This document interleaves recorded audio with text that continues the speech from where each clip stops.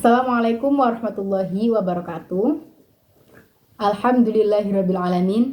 Wassalatu wassalamu ala asrafil anbiya wal mursalin Sayyidina wa maulana Muhammadin wa ala alihi wa sahbihi ajma'in, amma ba'd. Perkenalkan, saya Najwa Salsabil Hakim dari kelas KB 2023 dengan NIM 016. Di sini saya akan menyampaikan sebuah kultum dengan tema mental health melalui bertasawuf. Perlu saudara-saudara ketahui, mental health merupakan kondisi yang senantiasa berada dalam keadaan tenang, aman, dan juga tentram. Buah dari kesehatan mental adalah ketenangan batin. Ketenangan batin juga dapat dicapai dengan berzikir kepada Allah. Rasa takwa dan perbuatan baik merupakan metode pencegahan dari rasa takut dan rasa sedih.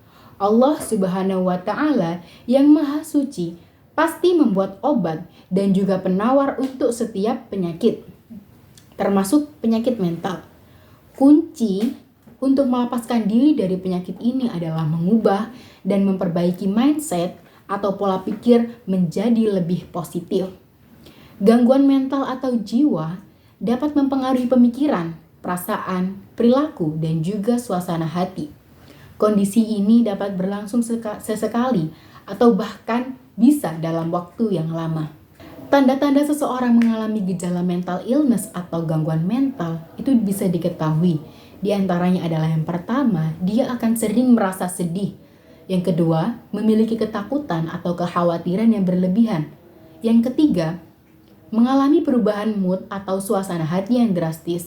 Yang keempat, menjadi pribadi yang antisosial. Dan yang terakhir, mudah merasa lelah. Sebagian besar kasus mental illness tidak dapat membaik tanpa adanya bantuan profesional, sehingga diperlukan penguatan melalui spiritual. Kita dapat mengaitkan masalah mental illness ini dengan tasawuf. Tasawuf sendiri berasal dari kata syafa, yang artinya suci, murni, dan bersih. Sehingga tasawuf bisa diartikan sebagai pensucian, pemurnian, dan juga pembersihan hati, pikiran, dan perbuatan dari akhlak tercela. Dengan tasawuf, seseorang akan merasakan tenang dan juga batinnya merasa bahagia. Bertasawuf dalam kehidupan modern adalah upaya untuk menerapkan dan mengaktualisasikan ajaran-ajaran tasawuf seperti zuhud, wara', sabar, syukur, yakin, tawakal, dan juga muraqabah. Mari kita bahas satu persatu. Yang pertama ada zuhud. Zuhud sendiri berarti meninggalkan sesuatu karena tidak memerlukannya dan juga tidak menyukainya. Zahid atau orang yang menerapkan zuhud. Zahid modern adalah orang yang easy going terhadap permasalahan dunia dan orang yang hidup aktif dan sehat. Seorang zahid lebih mengutamakan kesehatan jiwa daripada sekedar kesehatan raga. Kesehatan hati akan menentukan kesehatan fisik, karena di dalam fisik yang sehat terdapat hati atau jiwa yang sehat. Hati yang tentram adalah hati yang bernaung di bawah kemahabesaran Allah, hati yang dipenuhi dengan keyakinan terhadap Allah, dan hati yang memahami posisi dunia di hadapan Allah Subhanahu wa Ta'ala. Allah Subhanahu wa Ta'ala berfirman dalam surat Ar-Ra'd yang berbunyi, Bismillahirrahmanirrahim. Alladzina amanu wa tatma'innu qulubuhum bidzikrillah. Ala bidzikrillahi tatma'innul qulub. Yang artinya yaitu orang-orang yang beriman dan hati mereka menjadi tentram dengan mengingat Allah. Ingatlah, hanya dengan mengingat Allah lah hati menjadi tentram. Kemudian yang kedua ada wara'. Wara' sendiri secara kebahasaan adalah menjauhkan diri dan menahan diri. Sikap wara' melatih seseorang untuk konsisten menjauhi dan meninggalkan perkara-perkara yang diharamkan syariat, yang dimakruhkannya, dan perkara syubhat yang belum jelas halal haramnya sekecil apapun nilainya. Sikap wara' akan memotivasi seseorang untuk tahu dan paham akan hukum Islam dan berusaha konsisten dalam melaksanakannya. Kemudian ada muraqabah. Muraqabah adalah keadaan di mana seorang hamba merasa selalu diawasi Allah Subhanahu wa Ta'ala. Muraqabah adalah ihsan. Ihsan adalah beribadah dan bekerja dalam pengawasan Allah, seorang muslim yang senantiasa muraqabah, maka hidupnya akan baik dengan sendirinya, walaupun dengan atau tanpa ada yang mengawasinya, karena ia akan lebih takut kepada Allah daripada makhluknya.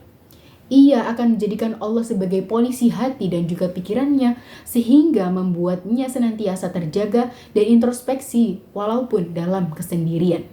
Selanjutnya adalah yakin. Yakin sendiri bermaksud kemantapan dan ketenangan hati terhadap janji dan kehendak Allah Subhanahu wa Ta'ala. Keyakinan ibaratkan jiwa bagi raga. Sesempurna-sempurnanya tubuh, kalau jiwanya sakit, maka aktivitasnya akan terganggu dan tidak maksimal. Keyakinan sering menjadi penentu keberhasilan seseorang, dan keraguan sering juga menjadi penyebab kegagalan seseorang. Keyakinan sebagaimana yang dimaksud adalah kemantapan hati, ketenangan hati akan kuasa dan janji Allah terhadap segala sesuatu. Tidak ada yang bisa menghalangi dan memaksakan dirinya kalau sudah Allah menghendaki. Dan tidak ada kata luput ketika Allah sudah menjanjikan. Kemudian yang terakhir adalah sabar. Sabar adalah mengekang nafsu terhadap sesuatu yang memberitahukannya atau kenikmatan yang meninggalkannya. Allah Subhanahu wa Ta'ala berfirman dalam surat An-Nahl yang berbunyi, Bismillahirrahmanirrahim.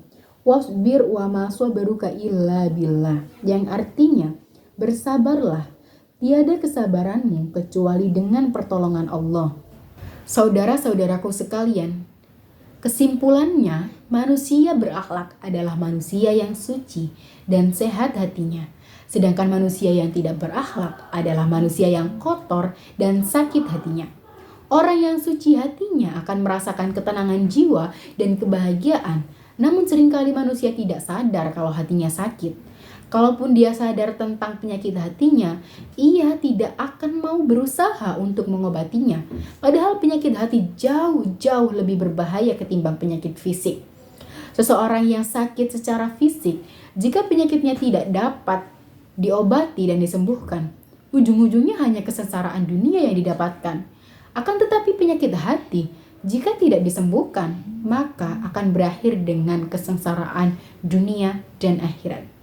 Saudara-saudaraku sekalian, segitu saja kultum yang bisa saya sampaikan. Semoga dapat bermanfaat. Dan wassalamualaikum warahmatullahi wabarakatuh.